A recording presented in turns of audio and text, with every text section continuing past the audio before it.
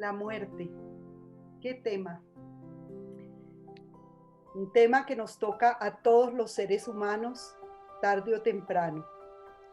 En mi caso, pienso que ha sido un duelo largo.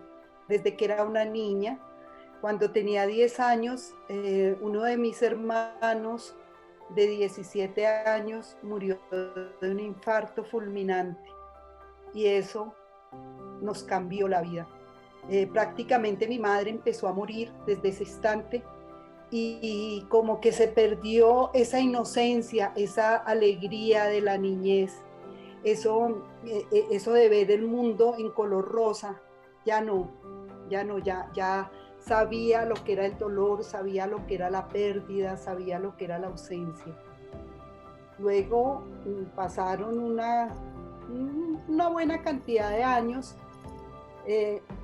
en que murieron parientes cercanos como tíos, abuelos, pero no personas así como tan allegadas hasta, hasta que murió mi hermano mayor de 39 años, que fue un golpe durísimo porque mi hermano era como un papá chiquito. Él era la persona que muchas veces iba por nuestras notas al colegio, era el que nos daba consejos, era el que tomaba decisiones. Ese duelo fue terrible.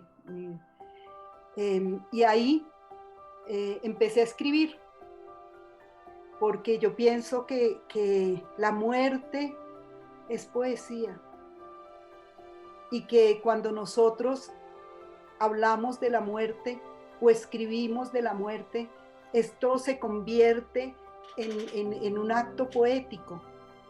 Entonces era tanto el dolor, tanta la tristeza, que como catarsis yo empecé a escribir poemas y sí me sirvió y me ha servido a lo largo de los años.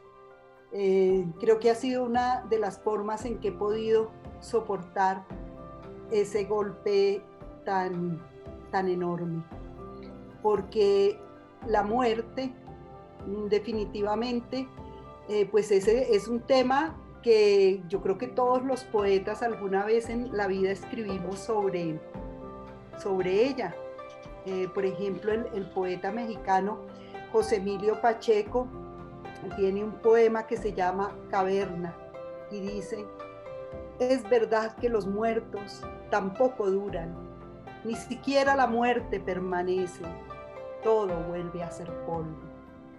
Pero, por ejemplo, si uno escucha toda la filosofía budista y zen, bueno, ellos dicen que la muerte no existe, que lo que existe es una transformación, pero entonces los sentimientos, la emoción, ese vacío que nos da, pues es un dolor inmenso, incomparable, ¿no?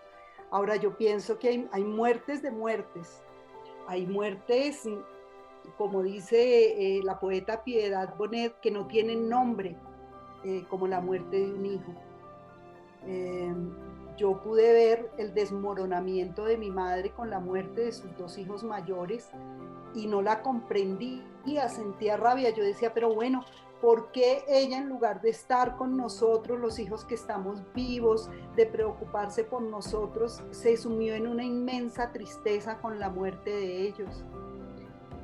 Hay una muerte que todos los seres humanos y a todas las personas con las que hablo dicen que es terrible, que es la muerte de la madre, de la muerte de ese ser que nos da la vida y que cuando muere, sentimos un vacío enorme en el alma.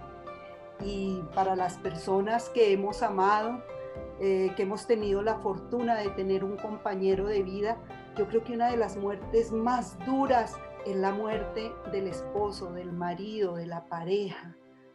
Eso sí que, es decir, yo quedé viuda hace 20 años, eh, y fue como si hubiera quedado coja, como si hubiera quedado partida por la mitad. A veces pienso que yo no he podido superar ese duelo de mi marido.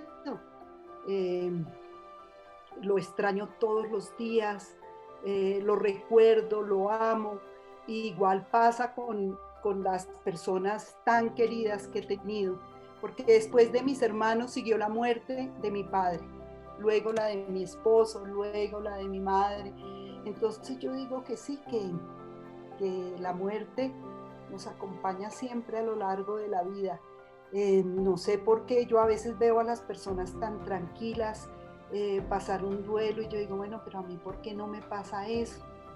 Entonces, entonces pues es un tema bien difícil.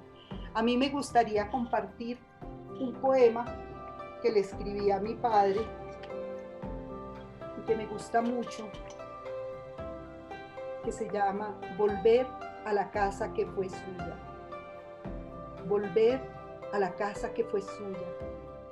Tener la sensación de que en algún momento llegará, que escucharemos el timbre de su voz, la risa, un grito, alguna tos. Volver a la casa que fue suya, sentir enconada en el alma su pertinaz ausencia, la soledad, el frío, el silencio luctuoso de su adiós. Volver a la casa que fue suya, ver su puesto vacío, recordar el último brindis de fin de año, ya no encontrar la luz prendida en su ventana, volver a la casa que fue suya, volver sin que esté él. Porque es que esa es como la sensación que nos dejan las personas cuando mueren. Es como un vacío, todo su entorno sigue igual, pero la energía, la esencia de ese ser humano no está. Y por ahí hay un dicho que dice que las personas no mueren, sino que se olvidan. Y efectivamente yo a veces pienso que la vida son los recuerdos, son todos esos pequeños momentos que vivimos con las personas.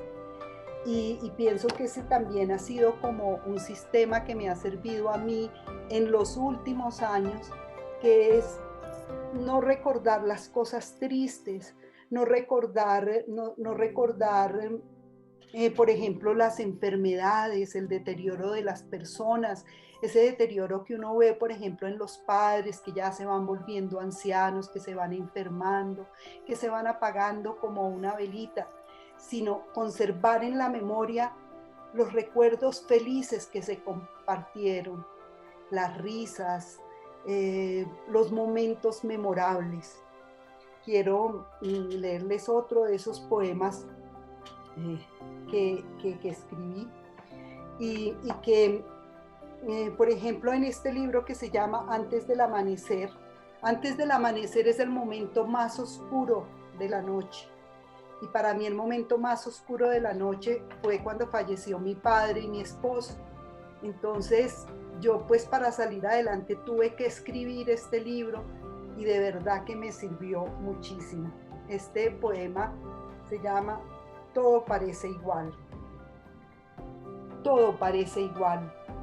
El tráfico, la oficina, las tardes de sol, pero me faltas tú. Todo parece igual.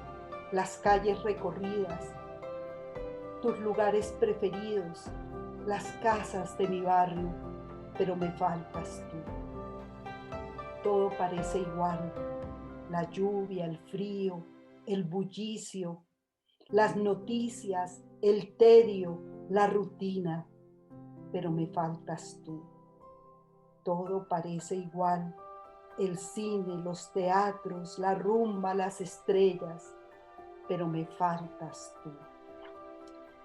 Sí, es un dolor que uno tiene tan grande que es como si uno no pudiera pensar en otra cosa, sino en ese ser que antes podía tocar, que antes podía mirar, que antes con quien podía compartir, y que de un momento a otro ya se acabó, nunca más.